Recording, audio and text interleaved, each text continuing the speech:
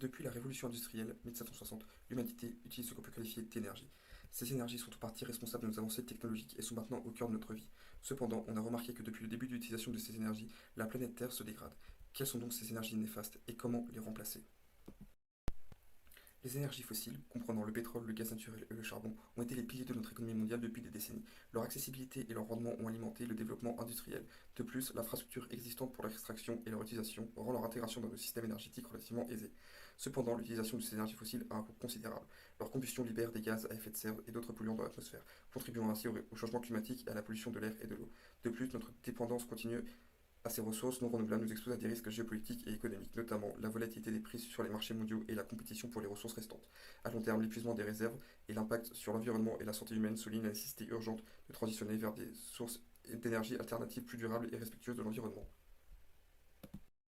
Donc on va maintenant pouvoir passer à l'énergie éolienne.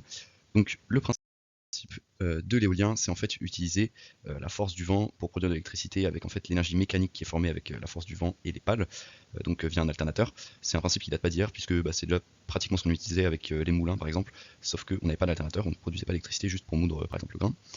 Donc les énergies éoliennes, elles ont des avantages. Déjà, c'est une énergie qui est propre et renouvelable puisque le vent, on l'a en quantité illimitée. On a un faible impact environnemental puisqu'on n'a pas de rejet de CO2. Et aussi, on a également la création d'emplois, donc avec des entreprises et des emplois locaux qui doivent être créés pour installer ces éoliennes. En revanche, on va avoir une forte dépendance aux conditions météorologiques, puisque forcément, s'il n'y a pas de vent, on va avoir un rendement qui va être très faible, et donc peu de production d'électricité, donc une instabilité, on va dire, du rendement. On va avoir aussi l'impact sur la faune, puisque les éoliennes, elles sont le plus souvent placées dans les milieux naturels, donc elles peuvent déranger la faune locale. On va aussi avoir les coûts initiaux de production qui sont très élevés, hein. On estime que c'est environ 1,4 million pour fabriquer et installer une éolienne, ce qui est très élevé comparé aux autres infrastructures. On a aussi l'utilisation de terres rares et de matériaux rares, donc avec par exemple les néodymes dans les aimants qui sont requis pour l'alternateur, ou encore d'autres matériaux rares qui donc sont en quantité limitée et deviennent de plus en plus chers.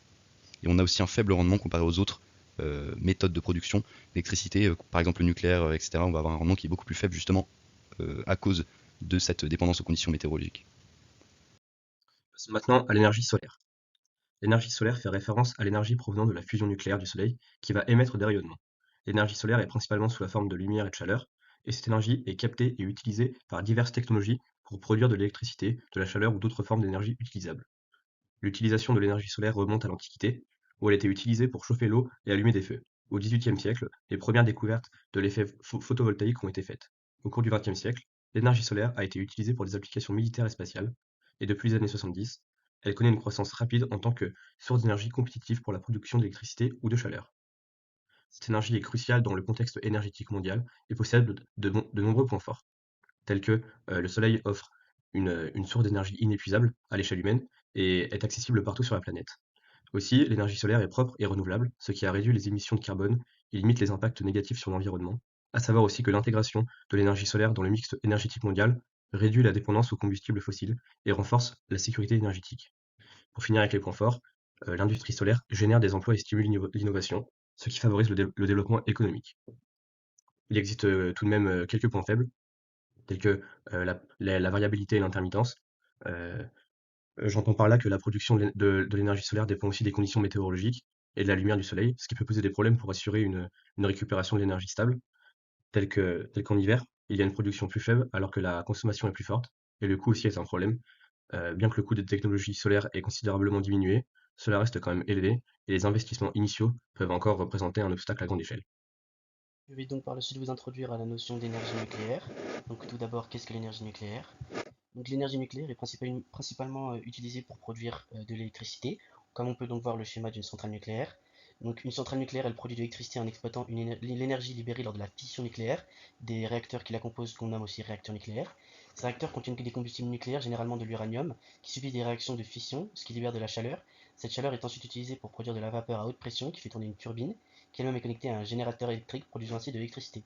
Les centrales nucléaires sont conçues avec des systèmes de sécurité complexes pour prévenir des accidents et gérer les déchets radioactifs.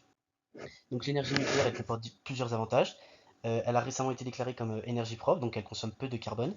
C'est une énergie relativement fiable, elle est toujours en production et ne s'arrête donc jamais en fonction des différents quotas des centrales nucléaires.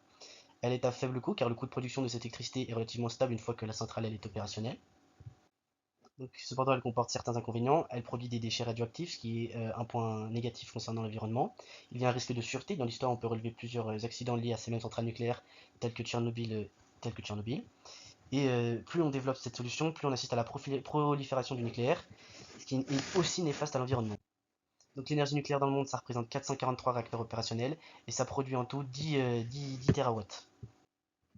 Donc quelle solution possible alternative à cette solution énergétique? Donc comme on peut en parler aujourd'hui, la transition vers les énergies renouvelables, l'amélioration de l'efficacité énergétique, donc ce qui peut permettre de baisser notre consommation, et le stockage de l'énergie, donc plus on arrive à stocker l'énergie qu'elle produit, plus on peut en faire une solution d'avenir. Alors maintenant, nous allons passer à l'énergie hydraulique. Donc l'énergie hydraulique est une forme d'énergie renouvelable qui provient de la force de l'eau en mouvement, généralement exploitée à travers les barrages hydroélectriques ou les turbines installées dans les cours d'eau. Ses avantages comprennent sa durabilité, son faible coût opérationnel et son potentiel de production d'électricité stable et prévisible. Cependant, cette source d'énergie peut entraîner des impacts environnementaux comme la perturbation des écosystèmes aquatiques et terrestres, la modification des cours d'eau et des habitats, ainsi que des problèmes socio-économiques liés à la délocalisation des populations et la perte de terres agricoles. Donc pour résumer, bien que l'énergie hydraulique offre des avantages significatifs en termes de durabilité, de coût opérationnel et de prévisibilité de la production électrique, il est important de prendre en compte les impacts environnementaux et sociaux associés à son exploitation. Les approches durables et une planification soigneuse sont essentielles pour minimiser ces impacts et maximiser les avantages de cette précieuse ressource énergétique. Alors pour conclure, on peut dire qu'aucune source d'énergie n'est parfaite. Elles présentent toutes, certes, des avantages, mais aussi beaucoup d'inconvénients. Cependant, on peut espérer dans un futur proche que nous utiliserons d'autres sources d'énergie avec beaucoup moins de points négatifs, comme l'hydrogène, qui est en phase d'intégration dans le quotidien. Les voitures roulent à l'hydrogène, ou encore la fusion nucléaire, qui sera testée l'année prochaine. On peut être encore plus optimiste en espérant un jour découvrir une source d'énergie encore inconnue, mais qui serait parfaite.